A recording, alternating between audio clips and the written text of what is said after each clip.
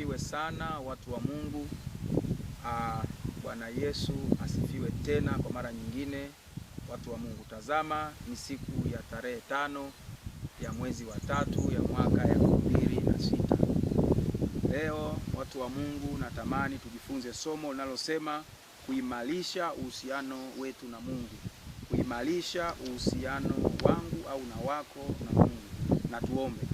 Asante Mwenyezi Mungu Baba yetu wa mbinguni, tunasema asante kwa siku nyingine tena ya tarehe 5 ya mwezi wa 3 ya mwaka 2026.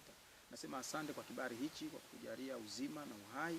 Tazama, tumeiona siku kwa nguvu zetu wala siku mapenzi yetu, bali kwa neema yako iliyokuu. Naomba ukatufundishe somo hili la kuweza kuimarisha mahusiano yetu sisi na wewe. Kaanze pamoja nasi na ukomeze pamoja nasi. Katika jina la Yesu Kristo nakushukuru. Amen. Watu wa Mungu, na tuimbe wimbo wa kumwabudu Mungu unaosema unastahili kuabudiwa. Watu wa Mungu popote ulipo, naomba tuimbe kwa pamoja wimbo unaosema unastahili kuabudiwa. Karibuni sana. Unastahili Yesu, unastahili kuabudiwa, unastahili unastahili kuabudiwa, unastahili Yesu, unastahili kuabudiwa, unastahili unastahili kuabudiwa, unastahili Yesu, unastahili kuabudiwa, unastahili unastahili kuabudiwa, unastahili Yesu, unastahili kuabudiwa, unastahili unastahili kuabudiwa, unastahili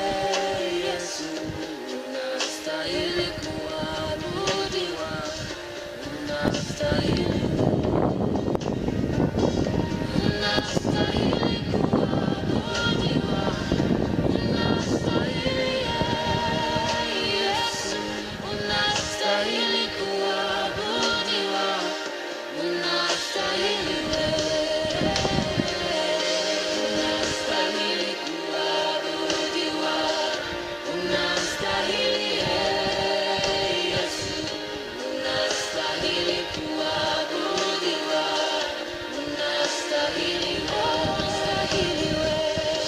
unastahili kuabudiwa, unastahili Bwana Yesu asifiwe sana. Asante watu wa Mungu kwa kuimba pamoja nami. Sasa watu wa Mungu, tuende moja kwa moja kusoma somo letu la leo linalosema kuimarisha uhusiano wetu na Mungu. Biblia, kitabu kitukufu kilichoongozwa na Roho Mtakatifu, kimejaa mistari ambayo inaweza kutusaidia kuyajenga uhusiano wenye nguvu na Mungu wetu. Hebu tuangalie baadhi ya mistari hii muhimu ili tuweze kuelewa jinsi ya kujitahidi na kuimarisha uhusiano wetu na Mungu kwa kweli.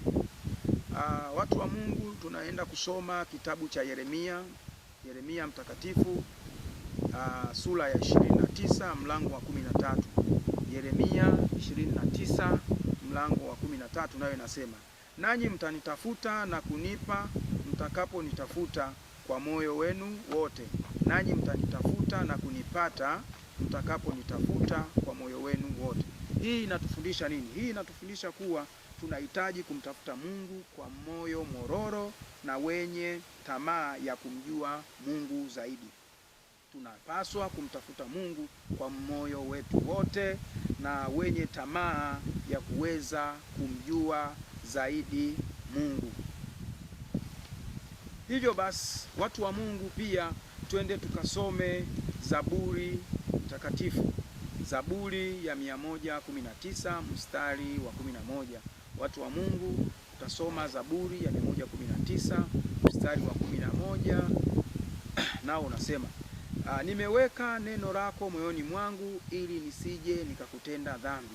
Tumeona Zaburi hii inasema nimeweka neno lako moyoni ili nisije nikakutenda dhambi. Je, unaweka neno la Mungu moyoni mwako na kulitafakari kila siku? Neno la Mungu linatuongoza na katika maisha yetu ya kila siku. Watu wa Mungu, tunaona Zaburi hii inatuambia kwamba je, tumeweza kuliweka neno la Mungu moyoni mwetu ili tusiweze kutenda dhambi. Yatupasa watu wa Mungu kuliweka neno la Mungu moyoni mwetu ili tusiweze kutenda dhambi katika maisha yetu ya kila siku, kwa sababu sisi wenyewe peke yetu hatuwezi, bali tunahitaji msaada mkuu kutoka kwa Mungu. Lakini pia tuone mifano mwingine kutoka Marko mtakatifu sura ya kwanza mstari wa 35. Marko mtakatifu sura ya kwanza mstari wa 35 nao unasema, asubuhi na mapema bado ilikuwa giza, Yesu aliamka akaenda mahali pa faragha akaomba. Tunaona kwamba pia ili uweze kuimarisha uhusiano mzuri na Mungu inahitaji utenge muda wa kuweza kumwomba Mungu, kumwelekeza mahitaji yote, kwa sababu alishasema ombeni nanyi mtapewa, bisheni nanyi mtaona, tafuteni nanyi mtafunguliwa. Hivyo watu wa Mungu inatupasa tumwombe Mungu. Je, umekuwa ukiamka mapema kuomba na kusoma neno la Mungu? Mtu wa Mungu, unajitambua ratiba zako, unatambua muda wako wa shughuli zako mbalimbali. Je, umeweza kupata muda wa kusoma na kuomba kuhusiana na swala la kumwomba Mungu wetu? Au umekuwa una ratiba ya kuamka mapema na kuweza kusoma neno la Mungu?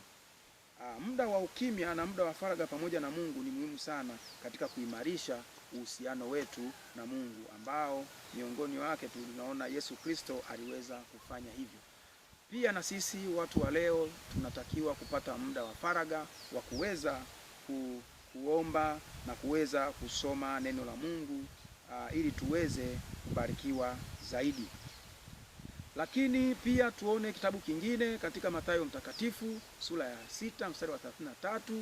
Mathayo mtakatifu sura ya 6 mstari wa 33 nayo inasema, basi utafuteni kwanza ufalme wake na haki zake, na hayo yote mtazidishiwa. Tunaona ya kwamba ametuambia yatupasa tutafute kwanza ufalme wa mbinguni na haki zake, na hayo mengine yote ambayo tunayahitaji tutazidishiwa.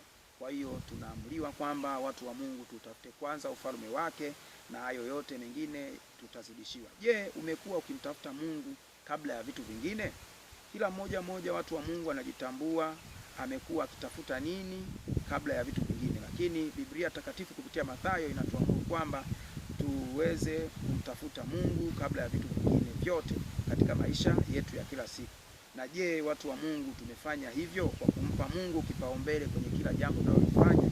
Watu wa Mungu yatupasa tumpe Mungu kipaumbele kwa kila jambo ambalo tunalifanya ili tuweze kubarikiwa zaidi katika maisha yetu ya kila siku.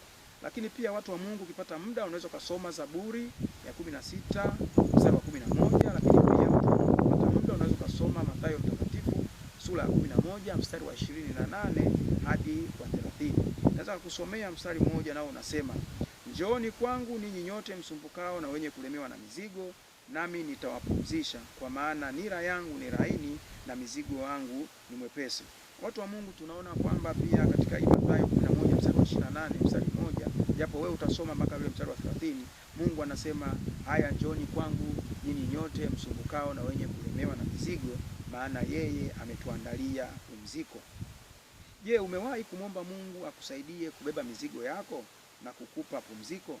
Hivyo kama hujawahi kufanya hivyo, mtu wa Mungu, yatupasa tumwombe Mungu atumkabidhi yeye mizigo yetu yote, aweze kutupa pumziko la milele, kwa sababu nira yake ni laini na mzigo wake ni mwepesi. Kwetu inawezekana mizigo tukaiona ni mizito, lakini kwa Mungu Baba mizigo ile ni nyepesi. Hivyo watu wa Mungu, tunamshukuru Mungu kwa somo lake takatifu. Yatupasa tuyatende haya kupitia milango ya vitabu vitakatifu tutakayokwenda kuvisoma, ili tuweze kuimarisha mahusiano yetu na Mungu. Mpendwa mtu wa Mungu, ninakuhimiza kutafakari juu ya mistari hiyo ya Biblia. tuliyoiona, kwa jinsi unavyoweza kuisoma na kuifuatilia na kuwa na matendo yaliyo sahihi yanayompendeza Mungu, ili kuweza kuimarisha uhusiano wetu na Mungu wetu wa kweli. Naomba na tuombe. Asante Mungu wetu, Baba yetu wa mbinguni, asante kwa neno hili lililopata kibali katika siku ya leo ya tarehe 5 ya mwezi wa 3 ya mwaka 2026. Tunasema asante kwa zawadi hii. Tunasema asante kwa nguvu zako na uwezo wako kutuwezesha kuifanya hili. Katika jina la Yesu Kristo nikiomba na kuamini. Amen.